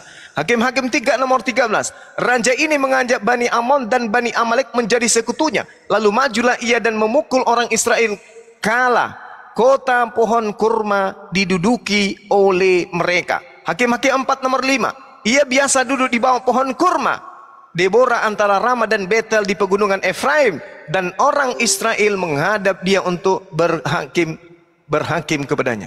Ingat, ketika Yesus ada di Yerusalem, Yesus kemudian sembunyi di padang gurun Efraim, dan Efraim ini adalah tempat pohon kurma berdasarkan Hakim-Hakim 4 nomor 5. 2 Tawarik 28 nomor 15. Dan orang yang ditunjuk dengan disebut namanya bangkit, lalu menjemput para tawanannya itu. Semua orang yang telanjang mereka berikan pakaian dari rampasan itu. Orang-orang itu diberi pakaian, kasut, makanan dan minuman. Mereka diurapi dengan minyak, dan semua yang terlalu banyak yang payah untuk berjalan diangkut dengan keledai dan dibawa ke Yeriko, ke kota pohon kurma dekat saudara-saudara mereka. Sesudah itu orang-orang Israel itu pulang ke Samaria. Nehemia 8 nomor 16, dan bawa dia semua kota mereka, dan di Yerusalem harus disampaikan berita dan pengumuman yang berbunyi, pergilah ke gunung, ambillah daun pohon zaitun, daun pohon minyak, daun pohon murad, daun pohon kurma. Secara histori saya buktikan ini. Apa yang terjadi kemudian? Ilmuwan Yahudi menemukan bibit kurma yang dikatakan berusia 2000 tahun yang lalu, dan sekarang lagi subur-suburnya mereka kemudian tumbuhkan. fakta apa yang di Al-Quran terbukti. Sekarang tolong tunjukkan kepada saya arkeolog mana yang telah menemukan palungan satu, atapnya kandangnya Yesus, dindingnya kandangnya Yesus, tiangnya kandangnya Yesus, dan ini agak sedikit gokil ini, sisa-sisa tai domba yang ada di kandang tersebut. Silakan. Saya tunggu, ingat secara histori ya. Kamu jangan lagi melupakan syarat saya, dialog dengan saya harus pakai akal. Silakan. Saya tunggu sampai 2 hari sebelum kiamat. Lanjut. Oke. Begini ya. Ketika sebenarnya saya jawab dulu yang Anda tadi terangkan. Anda menerangkan Al-Quran dari Alkitab. Jadi dari situ sebenarnya sudah terbukti secara historis. Terus yang kedua, Anda menerangkan dari biji kurma, itulah bukti historisnya. Ya, oke. Kalau menurut Anda itu bukti histori, ya silakan aja gitu. Jadi kalau Anda meminta bukti seperti di sini, ketika Kristus dilahirkan di Bethlehem itu ia dibaringkan di dalam palungan. Itu Lukas 2 ayat 7 ya. Lokasi yang mungkin untuk kelahiran Kristus merupakan suatu pokok yang menarik bagi dunia orang Kristen, dan untungnya kita telah memiliki sedikit keterangan mengenai pokok ini. Salah seorang, ini buktinya ya, salah seorang bapak gereja, Justinus Martir, hidup sekitar tahun 110 sampai 165, menunjukkan bahwa pada zamannya sebuah gua di Bethlehem ditunjukkan sebagai tempat kelahiran Kristus. Di goa atau di kandang, Bang? Ini saya mengambil sumber dari luar Alkitab ya. Enggak, yang saya tanya di kandang atau di goa. Dengarkan dulu deh, dengarkan dulu, jangan dipotong dulu. Oke, dengarkan dulu, jangan dipotong dulu. Menunjukkan bahwa pada zamannya sebuah gua di Bethlehem ditunjukkan sebagai tempat kelahiran Kristus. Ada sejumlah rumah tua di Bethlehem dewasa ini yang dibangun di atas gua-gua di bukit-bukit batu kapur. Gua-gua itu digunakan untuk memelihara ternak pada dewasa ini. Jadi, gua-gua itu sampai sekarang masih digunakan untuk melihara ternak. Gua-gua tentu saja digunakan untuk tujuan yang sama pada masa Kristus. Dan mungkin sekali kelahirannya terjadi di dalam gua semacam ini. Sekarang ini gereja kelahiran Kristus berada di atas sebuah gua yang telah ditunjukkan selama ratusan tahun sebagai lokasi kelahiran Tuhan Yesus Kristus. Kita dapat merunut kembali tradisi ini ke tahun 325. Pada tahun tersebut, Uskup Yerusalem Makarius memberitahu kepada Kaisar Konstantinus bahwa di Bethlehem terdapat sebuah gua yang dihormati penduduk kota sebagai tempat kelahiran Kristus. Kaisar memberi perintah untuk membangun sebuah gereja mengabadikan tempat kelahiran Kristus, dan pekerjaan itu dimulai pada tahun 326 Masehi. Gereja ini telah mengalami berbagai perubahan, pengerusakan, dan pembangunan kembali, tetapi gua ini masih tetap berada di bawahnya dan dapat dilihat sekarang ini. Jadi, para pakar yang terkenal umumnya yakin bahwa gua kelahiran Kristus ini adalah tempat lahir Kristus, dan tidak ada alasan untuk meragukan tradisi tersebut. Gua ini sekitar 12 meter panjangnya dan 3,6 lebarnya. Gereja Kristus yang masih berdiri sekarang ini adalah hasil aktivitas pembangunan yang luas dari Yustianus atau Kaisar pada tahun 537 sampai 565 Masehi. Tetapi menurut laporan, ia marah karena gereja ini menjadi lebih agung sehingga ia menghukum si pembangun. Jadi ini salah satu bukti ya. Salah satu bukti dari luar Alkitab mengenai tempat kelahiran Kristus. Jadi menurut saudara, dengarkan dulu. Iya, dengarkan dulu. Ya, oke. Jadi begini, saya tambahkan sedikit informasinya. Dan begini. Ada juga, saya kutip di sini, sumber-sumber yang menunjukkan tentang keberadaan Yesus Kristus di luar dari Alkitab. Yang pertama, ada beberapa penulis Romawi seperti Tacitus atau senior di antara para sejarawan Roma yang hidup sekitar tahun 60 sampai 120 Masehi. Antara lain telah menulis Annals, sebuah sejarah tentang para kaisar dari wangsa Julius Claudius, yang mulai dengan Tiberius sampai dengan Nero, ini tahun 14 sampai 68, dan dalam bagian tentang Nero, Tacitus secara ringkas menggambarkan penganiayaan orang-orang Kristen dan dalam proses tersebut menyebut nama pemimpin mereka Kristus. Dari nama ini mereka telah memperoleh nama mereka yang dibunuh oleh Prokurator Pontius Pilatus dalam pemerintahan Tiberius. Yang kedua, Plinius Muda sekitar 62 sampai 113, sementara menjabat wakil negeri Bitinia dan Pontus di Asia Kecil atau Turki modern. Dihadapkan pada persoalan bagaimana memperlakukan orang-orang Kristen yang pada waktu itu dianggap sebagai suatu sekte liar. Sekitar tahun 111 sampai 112 ia menulis kepada Kaisar Trianus yang meminta nasihat mengenai masalah. Ini kita justru wartawan ini yang Bapak ini arahnya kemana? Wartawan ini, wartawan liputan apa ini? Liputan televisi rusak. Tunggu, jangan framing dulu. Yang ketiga ini yang paling apa ya, Bung? Ini yang paling bukti yang paling kuat mengenai histori Yesus tentang kebangkitannya ini. Seorang sejarah Yahudi pada abad pertama yang sangat penting adalah Josephus. Yang dalam karyanya itu bukan sejarah Yahudi itu. Atau 93 itu sejarah Romawi itu. Yesus yang kedengarannya agak injili. Itu sejarah Romawi. Ya, tapi dia lahir. Dengarkan isinya dulu, nggak usah dulu komentar. Saya ada bukunya bagaimana itu. Pilatus menjatuhkan hukuman mati padanya dan bagaimana ia hidup kembali dan menampakkan diri pada para pengikutnya pada hari ketiga. Oke, jelas. Jadi maksud saya seperti itu, Bung. Ini bukti historis saya sudah sampaikan kepada Anda. Jadi sekarang coba tunjukkan keberadaan Muhammad, Nabi Anda, di luar Al-Quran. Ini kan saya sudah tunjukkan bukti-bukti di luar apa yang Anda minta tadi. Tunggu dulu. Kita berbicara mengenai histori, bukan berbicara mengenai penulis. Jangan Anda lupa. Jangan lupa. Iya, kita kembali ke kurma dan kandang. Yang saya tampilkan tadi menurut Anda apa? Itu wartawan, itu liputan wartawan tadi itu. Yosef itu adalah orang bayaran. Dia adalah mata-mata Kaisaran Romawi. Coba tunjukkan datanya di mana dia orang bayaran. Siapanya? Yosefus itu siapa? Kaisar atau bukan? Kutanya dulu. Yosefus itu kaisar atau bukan? Dia sejarawan Yahudi. Sejarawan Yahudi dia. Sejarawan Yahudi. Kalau dia sejarawan Yahudi berarti dia diakui Yahudi. Dia adalah sejarawan Romawi.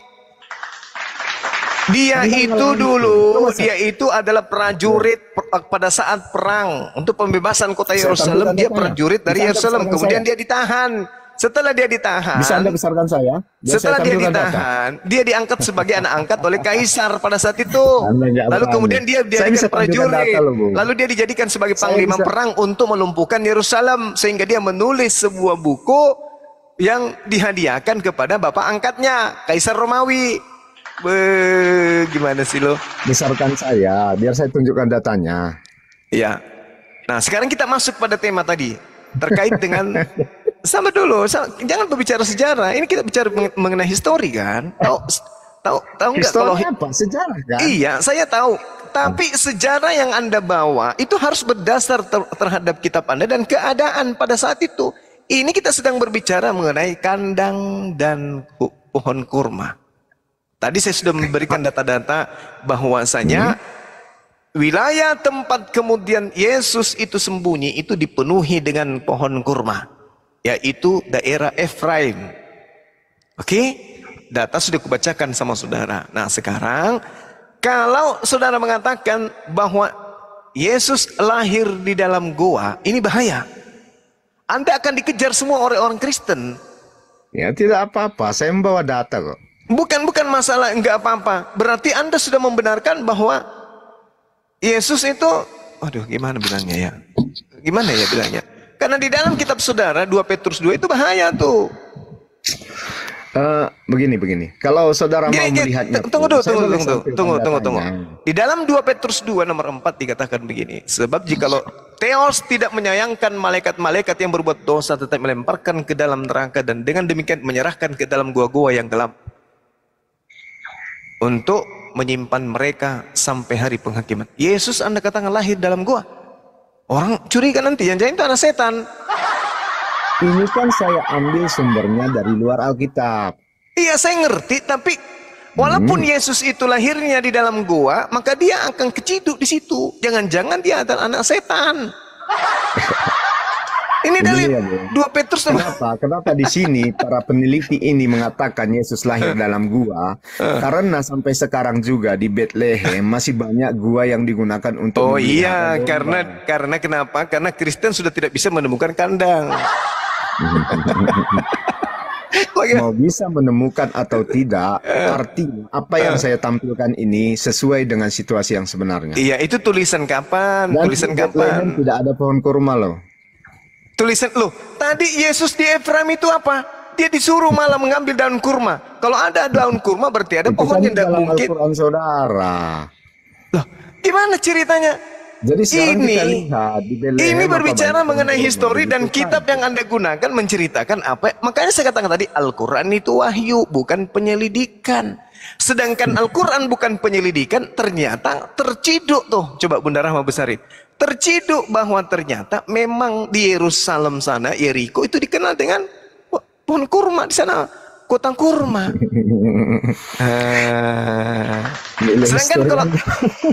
Sedangkan kalau Anda kemudian memaksakan bahwa Yesus lahir di dalam gua, 2 Petrus 2 nomor 3, Tuhan Elohim memasukkan setan-setan ke dalam gua. Takut saya, Bang.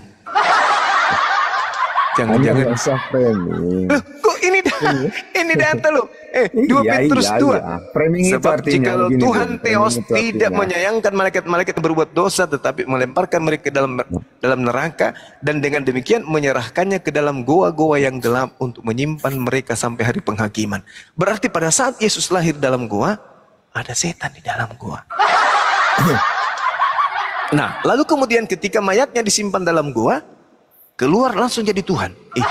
Nanti dia. Gimana ceritanya? Setidaknya saya mampu menampilkan data apa yang Anda minta. Nah, ini data saya ini di Bunda Rahma tuh. Tuh. Ini data ini.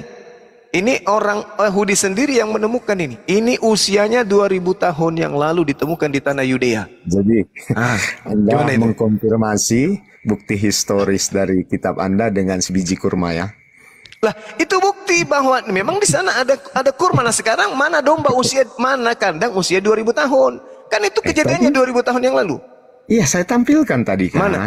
Mana? Oke. Mana? Goa maksud Anda? Ya, gara-gara ada goa di sana, maka kemudian dikatakan la haula wala quwata illa. Saya tampilkan tadi data di sana sampai sekarang ini masih memelihara domba. Goa, pasti goa. Karena memang goa di sana masih ada sampai sekarang. Oh, Anda mengakui kan? Iya, tapi mana bukti bahwa di situ Yesus lahir? Mana? Tadi saya tampil, dengarkan ya, dengarkan. Anda baca website tahun berapa itu? Enggak, saya baca buku loh. Saya enggak. Iya, saya tanya bukunya ditulis tahun berapa? Karena kalau kita melihat di dalam bahasa Yunaninya, di situ dengan jelas dikatakan 1910. Buku ini begini, Bu. Nah, bahasa Yunaninya apa di sana? Tepatne. Apa artinya tepatne? Begini, Bu. Kandang. Buku ini.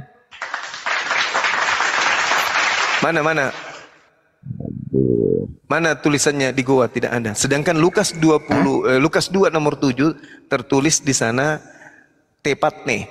Apa bahasa Yunaninya goa? Anda nggak ngerti? Saya tanya dulu. Jangan-jangan Anda nggak ngerti bahasa Yunaninya goa itu apa? Goa bahasa Yunaninya apa? Sendiri nggak ada disebutkan. Di Matius itu disebut dalam rumah. Nggak ada, ya kan? Di dalam Lukas, Anda baca dalam Lukas. Ketika orang Majus datang, disebutkan orang Majus itu datang ke dalam sebuah rumah. Iya, itu dia sudah lahir. Ini mengenai kelahiran Yesus itu. Dengar dulu. Dengar dulu, saudara. Yesus dikatakan bahwa dia berada di Tepatne.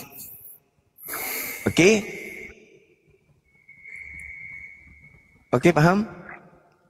Tepatne itu apa? Kandang. Sedangkan kalau gua dalam bahasa Yunani apa? Spilaio. Nah, tidak ada kata spelio di dalam kitab saudara tuh, di dalam Markus 27, Markus 2 nomor 7. Ayo, gimana ceritanya?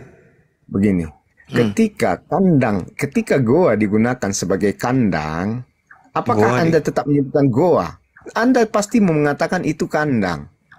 Lah, dan buktinya sampai sekarang orang-orang itu masih memelihara domba di goa. Jadi maksudnya Anda ingin mengatakan bahwasanya orang-orang seperti Nabi Daud itu dikuburkan di kandang karena dia berada dalam goa gitu. Itu Anda membawa lagi ranah yang lain. Gitu loh. Ilah, Nabi Daud, Nabi Abraham, semuanya dikuburkan dalam goa. Semua. Nah sekarang kalau Anda mengatakan goa itu kandang, boleh enggak saya mengatakan Nabi Daud dikuburkan dalam kandang?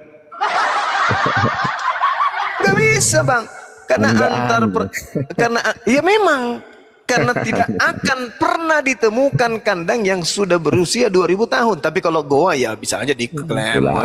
Ini loh tempat lahirnya Yesus, ini loh. Tetapi apa? Ini loh tempat lahirnya. Anda tidak memakai akal Anda, begitu Bu. Nah gimana ceritanya? Bahasa yang digunakan dalam Lukas 2 nomor 7 itu apa? Tepatme, apa artinya? Kandang. Mana goa di situ? Mana? Tunjukkan goa di situ. Ada enggak? Tunjukkan Lukas 27 ada enggak kandang di situ? Ada enggak goa? Tidak ada. Goa dalam bahasa Yunaninya itu adalah spilaio. Tidak ada. Tapi saya kan membawa narasi di sini bahwa orang-orang di Bethlehem itu memelihara domba di dalam gua, dan itu sampai sekarang terjadi. Bagaimana ceritanya orang memelihara domba dalam gua? Itu dipelihara pada musim hujan. Nah sekarang kalau mereka musim kemarau tetap aja di kandang dekat rumah mereka. Allahu Akbar. Masya Allah. Nah, Anda nggak berani. Silakan. Host dibesarin, saudara Kibinirin. Silakan Anda tampilkan data Anda. Buka kamera. Okay. Silakan. Dari abad 1 ya, Pak kebenaran. Iya.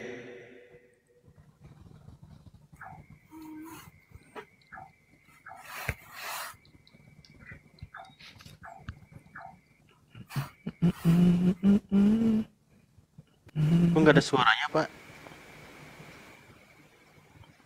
Halo?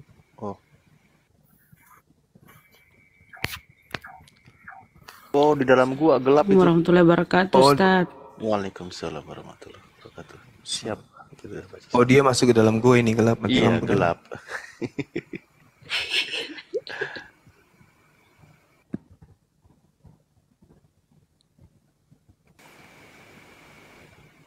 Halo Pak, guanya gelap tadi.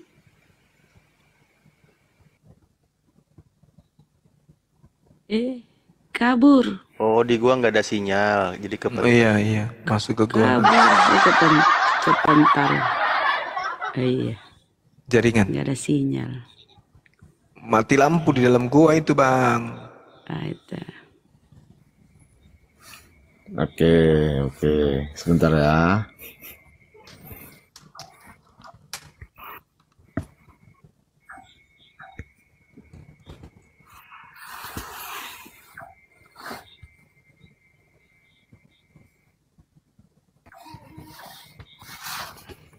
Saya kutip dari buku, Bang.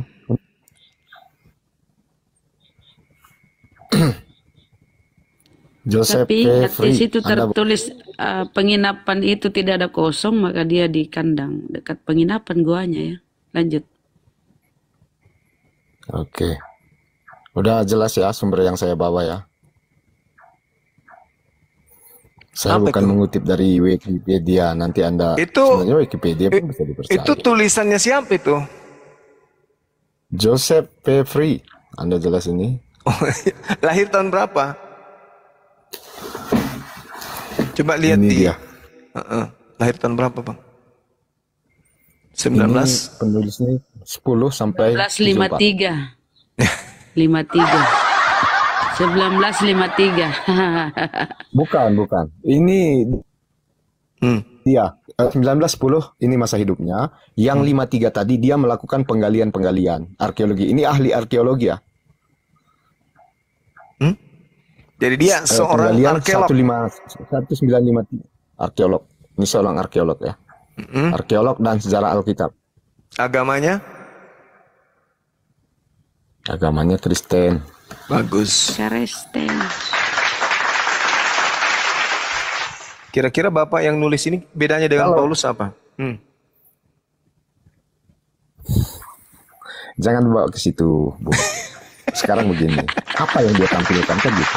Apakah yang dia tampilkan itu sesuai tidak dengan nilai-nilai pengetahuan dan akal yang Anda bangga-banggakan? Itu yang kita perlu lihat.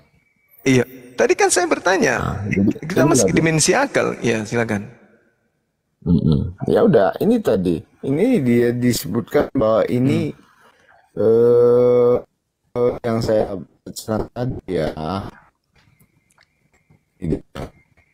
Data dari luar Kristen Bapak dong. gereja Bawa. Justinus Martyr dari luar Alkitab. Anda boleh bawa data dari luar, Al-Quran yang beragam Islam boleh. Tetapi itu memang datanya seperti ini. Luar Bible, tapi kan yang nulisnya juga imani Bible. Jadi begini, ketika memang kitab suci itu sesuai dengan sejarah, jadi dia otomatis beriman dia, Bung.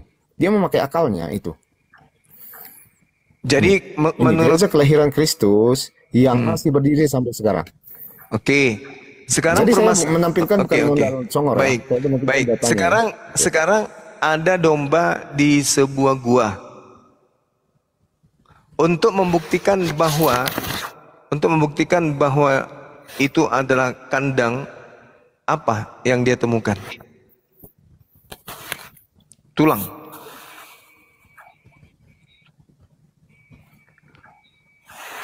Tulang atau domba? Saya nggak mengerti arah pertanyaan Anda. Ya kan, gua kan banyak tuh. Bagaimana dia tahu bahwa ini adalah kandang?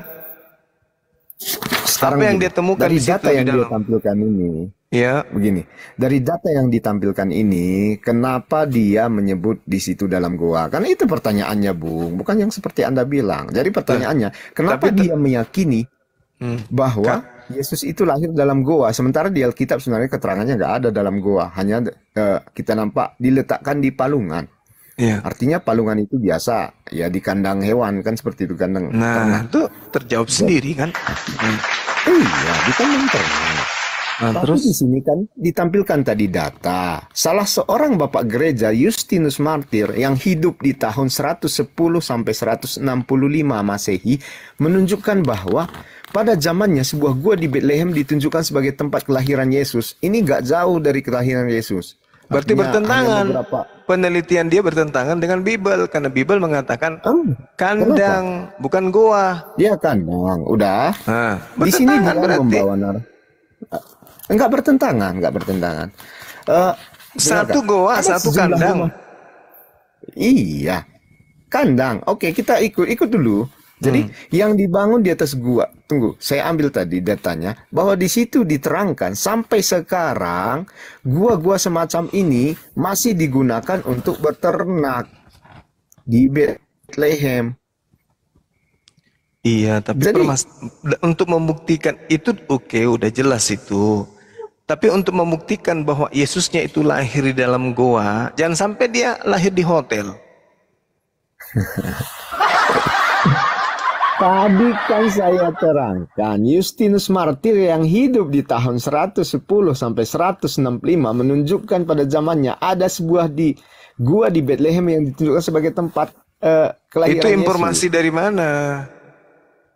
Ya, inilah dari informasi buku ini. Buku itu kan ditulis kapan? Buku ini ditulis di tahun 1962. Ini kan seorang arkeolog. Berapa selisih tahunnya itu? 1300 tahun selisihnya. Mana ceritanya? Tadi Anda melihat dia seorang arkeolog kan? Iya, tapi dia menerima itu kemudian informasi yang Anda sampaikan bahkan di buku ini disampaikan kedua. Data loh, disampaikan data. Misalnya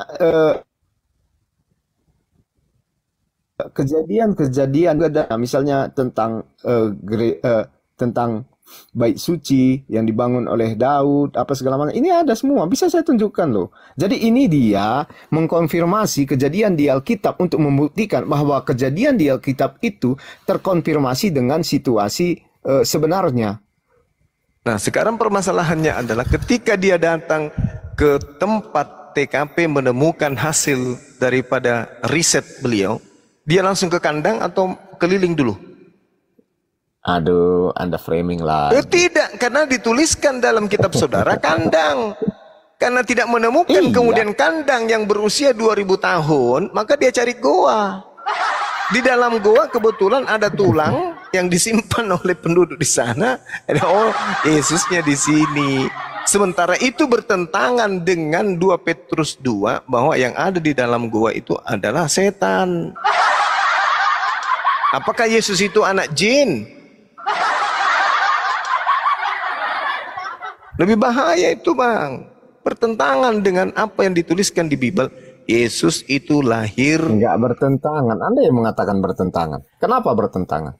Di Bible mengatakan lahirnya di kandang, bukan di gua. Tetapi di Bethlehem digunakan gua sebagai kandang untuk ternak. Jadi itu hanya masa-masa tertentu aja. Iya, masa tertentu mau masa apapun pokoknya itu digunakan sampai sekarang untuk beternak. Sebenarnya ini data nggak bisa Anda bantah loh. Anda masih membantah. Saya jadi Anda tadi di awal mengatakan kalau di goa itu spilaio. Ketika saya menggunakan akal saya, Anda menyuruh saya mematikan akal itu lagi. Bagaimana mungkin saya mematikan akal yang sekarang masih ingat enggak ketika saya mengatakan orang Kristen akan lumpuh ketika menggunakan Bible? Karena Bible itu akan mematikan akalnya. Di Bible dituliskan bukan spilaio. Spilaio itu oke, goa. Tapi yang dituliskan di Bible saudara, tepat nih, kandang. Berarti Bible Anda mengatakan kandang, sejarah mengatakan kemudian goa. Makanya saya katakan Anda tidak mungkin menggunakan akal. Goa di situ digunakan sebagai kandang. Di mana pertentangannya, Bung? Lah, bertentangan. Kalau dia dikatakan goa, ya goa. Kenapa? Yesus dilahirkan di goa. Kenapa dia dikatakan kandang? Sekarang begini, Bung.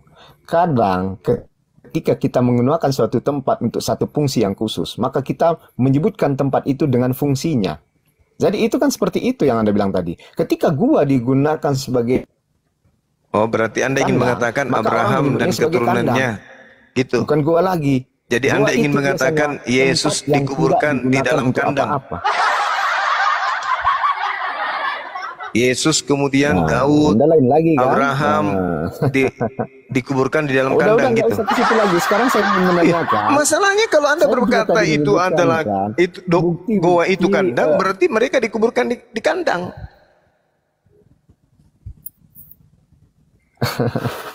Anda ini aneh. Lu kok aneh? Kitab saudara sendiri yang mengatakan Anda berusaha lari dari topik. Bukan. Tadi Anda kenapa kemudian ada upaya menggiring opini Yesus lahir di dalam goa? Kenapa? Karena tidak ada lagi bukti sejarah tentang kandang.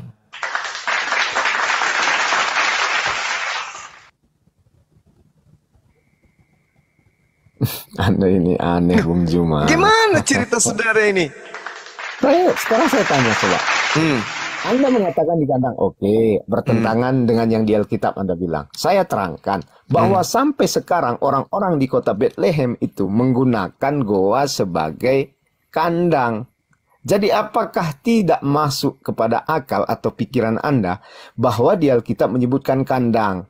Padahal memang di situ goa yang di situ digunakan adalah sebagai kandang ternak. Jadi ini kan sangat hal yang masuk akal. Apalagi kalau misalnya ditemukan ada 2 goa yang berbeda, yang satu masing-masing yang masing-masing, sayang sekali saya tidak biasa open kamera dan tidak biasa melihat, tapi yang pasti saya pernah kemudian membaca ya, di mana kuburan Yesus yang ditengarai kuburan Yesus itu dan yang disiarai itu kok berbeda, yang ada muncul televisi dengan yang kemudian selalu disiarai oleh teman-teman. Ini kita sayangnya teman-teman sini tidak ada yang ini, nggak ada yang perhatian. Tidak Aku ada. Mas, Oke. ya sebuah ini ya Guru, ada sebuah apa ya namanya kebohongan sejarah gitu. Iya. Contoh misalnya ya, kita misalnya ambil contoh kandang purba di mana di Israel ya. Kita open cam dulu. Itu Akhi Jibril mau naik, host, ada yang bisa gantian dulu nggak sejenak? Mesti bawa Ayo data. naikkan semua ya. Nah, misalnya ya ini ya, kita buka di sini. Tuh apa 2,100-year-old farmstead in Israel found frozen in time after owners disappear. Nah, ini jadi abad 1 sebelum Masehi ya. Lihat. Nah, ini bentuknya gitu. Nah, ini goa apa ini yang bisa diuruk kayak begini? Kayak gitu. Jadi goa sama apa kandang domba itu memang beda bentukannya. Gitu. Ini satu. Nah, terus misalnya apa coba yang mana? Ah, ini kandang domba. Pak, dia dari batu-batu ya, biasanya dia dari batu-batu. Nah, ini juga nih. Nah, living in ancient Judah kayak gini itu. Bentukannya tuh dia kumpulan batu yang dibentuk menjadi kandang domba gitu loh. Enggak goa. Goa itu kuburan. Tempat malaikat-malaikat pendosa gitu. Orang Yahudi nggak mungkin menaruh dombanya di tempat malaikat berdosa atau di tempat orang-orang berdosa. Itu kan udah ditulis tuh di 2 Petrus 2 nomor 4. Kan gitu ya. Tunggu. Aku kayaknya bisa ngegedein deh. Tunggu ya. Oh iya bisa betul.